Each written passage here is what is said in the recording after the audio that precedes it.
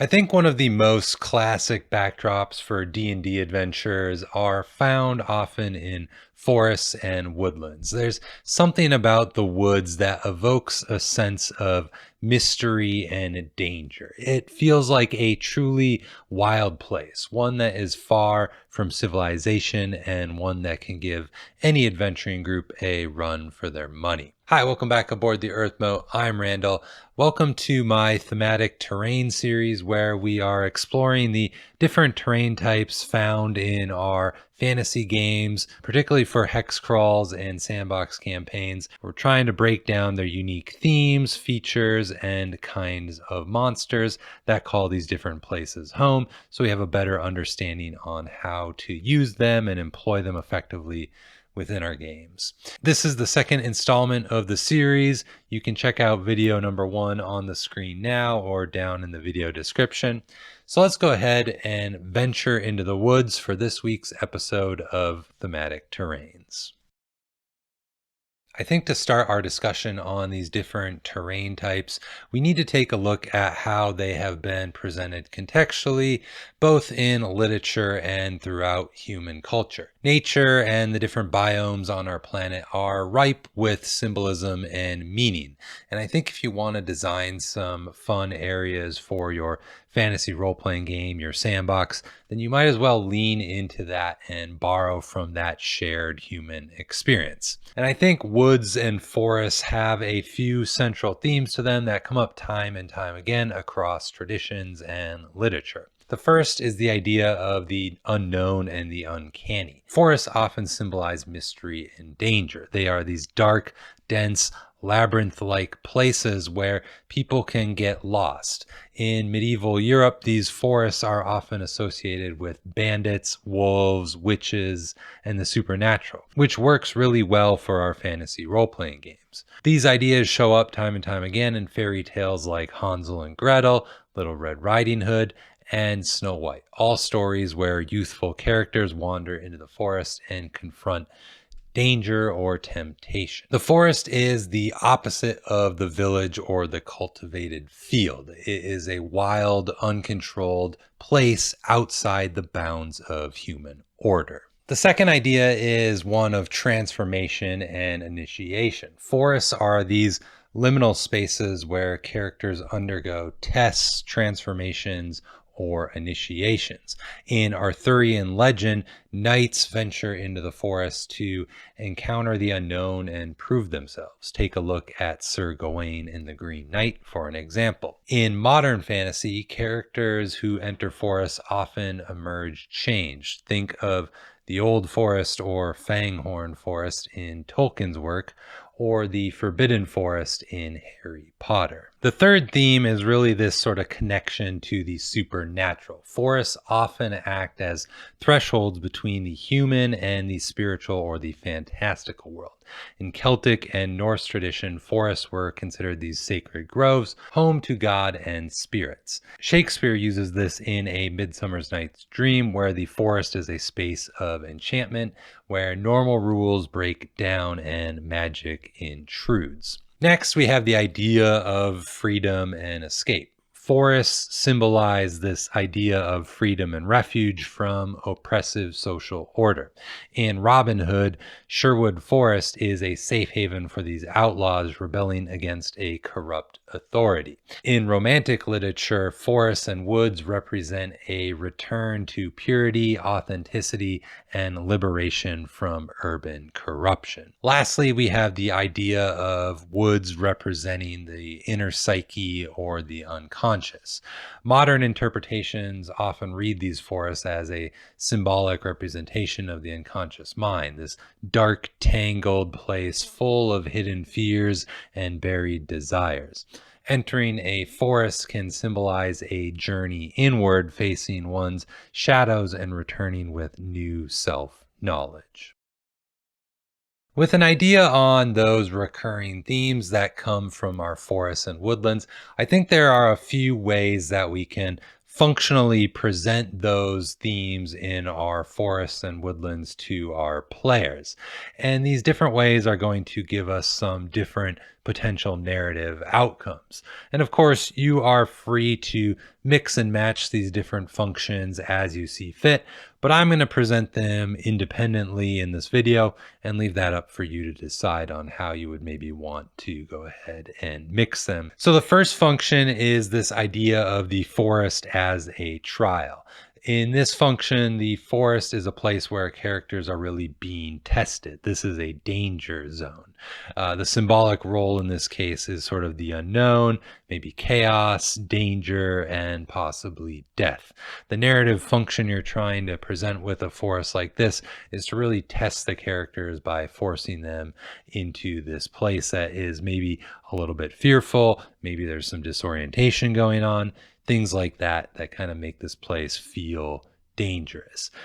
Tools for designing this type of forest, I would definitely look at maybe, using descriptors like it's a dense forest, it's shadowy, labyrinth-like geography where it's easy to get lost or turned around. Monsters that you might want to employ are things like predators, bandits, witches, or other supernatural threats. And of course, you can sort of evoke the sense of the players being watched or trapped or possibly hunted by some other predator within the woods. I would really use this type of function or forest if you want your characters to face their fears or survive some sort of ordeal. If you're really going for that survival horror aspect of D&D, this would be a good mode to use in a woodland or forest that you want to present to your players. Next, we have the idea of the forest as sort of imposing a threshold to the players and the game world. The symbolic role really here is a gateway between worlds. Your narrative function is it's kind of this transition point where the ordinary dissolves and enchantment or transformation really becomes possible. Tools for design here, you really want to emphasize your borders. Stepping into the forest should feel like crossing into another realm. You can employ things like seasonal or temporal dissonance. Maybe time works differently inside, or it's always winter in this part of the woods, things like that. You should also use things like hidden realms. So maybe fey courts or magical clearings or spirit groves, things that really kind of give the idea of this sort of hidden, enchanted, small society away from kind of urban civilization. So really use this kind of function if you want your forests and woodlands to act as these sort of narrative portals transitioning from the ordinary to the extraordinary. In opposition to some of our woods being a danger zone, the forest can also be presented as a sanctuary to those who are oppressed elsewhere. In this function, the symbolic role of the forest is to act as a haven, a refuge, or liberation from some oppressive authority. You're really kind of presenting in a narrative way here, a place that protects outcasts and rebels and kind of creates the space outside law and society.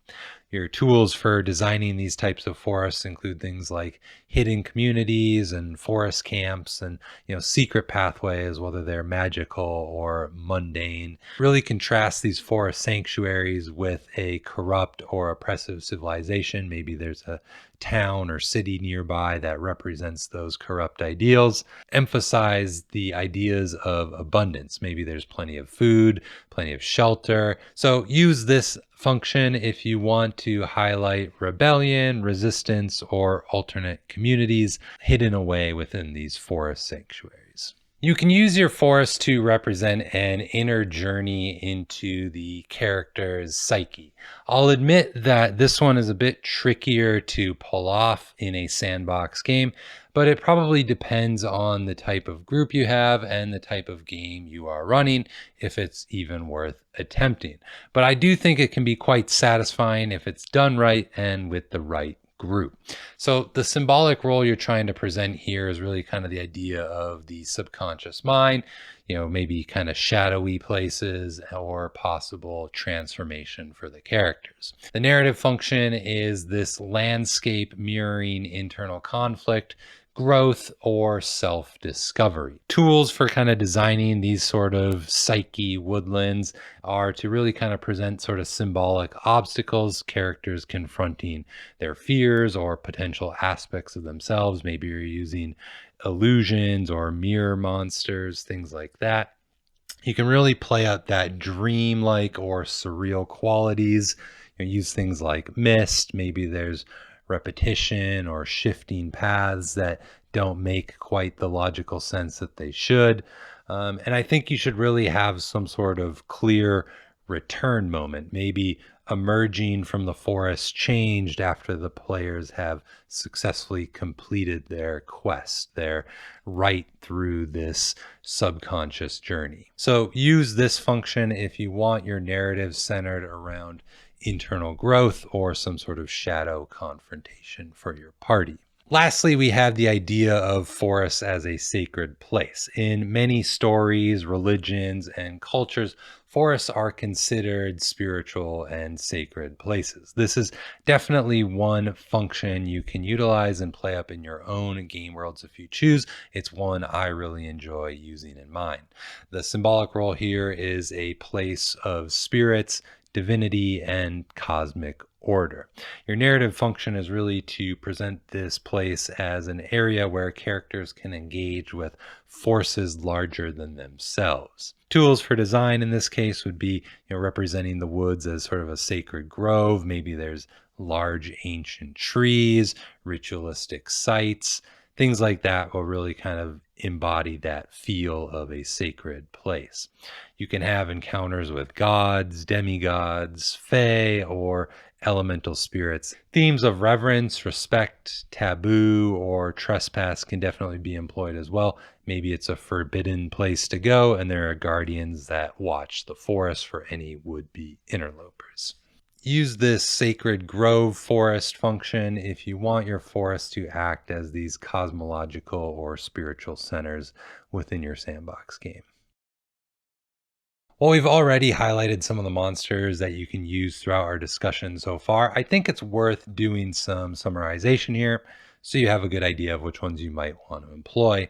In the case of forests as a trial or a danger zone, bandits, witches, hags, giant spiders, predator type monsters, I think these all work really well. You could utilize some supernatural threats too, maybe vengeful elemental spirits or undead would be some good examples. In the case of using the forest as a threshold, I think I would try to use some fantastical beasts or fantastical humanoids here. This is a great way to show the crossing from the ordinary world to the extraordinary. So things like fae, satyrs, trolls, goblinoids, hags, dragons would all work pretty well. On the more bestial side, using those fantastical beasts like owl bears, dire wolves, displacer beasts, shambling mounds would all do really nicely to kind of represent that extraordinary forest. Thinking about the forest as a sanctuary, you're probably going to be employing mostly humanoids here. These are people that are rebels or outcasts from normal society. So they could take on the guise or stat block of any appropriate humanoid. But it's also maybe worth thinking about, maybe they are outcast for some sort of fantastical reason. Maybe they have innate magical abilities. In that case, you could modify these human stat blocks to account for those magics, or maybe they're able to summon or speak with fantastical beasts, in which case maybe you want to employ those beasts within this forest as well. Next, looking at forests as the psyche, I think this is a little bit more tricky, but also more customizable. I'd say use monsters that represent whatever type of inner idea that you're trying to expose. So maybe hags for malice, dragons for greed, things like that. I would also probably reskin incorporeal undead like wraiths, specters to be utilized as maybe illusory monsters or mist monsters to kind of represent those dreamlike monsters that might be located in these areas. And lastly, when looking to represent these forests or woodlands as sacred places, I would use monsters like fae, elemental spirits, angels, maybe other divine creatures like coatls or lamasus. Those types of creatures are really going to play up kind of that divine aspect and showing this place as a place of sacred and divine importance within your sandbox. So there you have it. I think there are a bit of overlap in the usable monsters between these different forest functions, but I also think that makes a lot of sense because these stories and myths are probably going to cover more than one of these ideas at any given time. So the need for these creatures to play double duty makes enough sense to me. And as Dungeons and Dragons has kind of been built up over time and the lore has been built around these monsters, it's going to represent some of those mythos as well. So hopefully that gives you some ideas on how forests are represented symbolically and thematically in the media sources we consume and throughout human history. I think there are a lot of great themes that we can pull from to make our woodlands unique and interesting rather than just another place with trees. Mix and match them to present different vibes and atmospheres to your party. Throughout the coming weeks, I'll be covering more of these terrains in different videos, mixed with other content in to keep it from getting a little bit too repetitive. But let me know in the comments below how you like to use forests in your sandbox games. Do you think I missed anything I should cover in these types of videos going forward? If you enjoyed the video, don't forget to like and subscribe. It really helps the channel out a lot. Consider checking out Enchanted Nimbus, my monthly newsletter. Thanks for hopping aboard the Earthmote. I'll see you in the next one.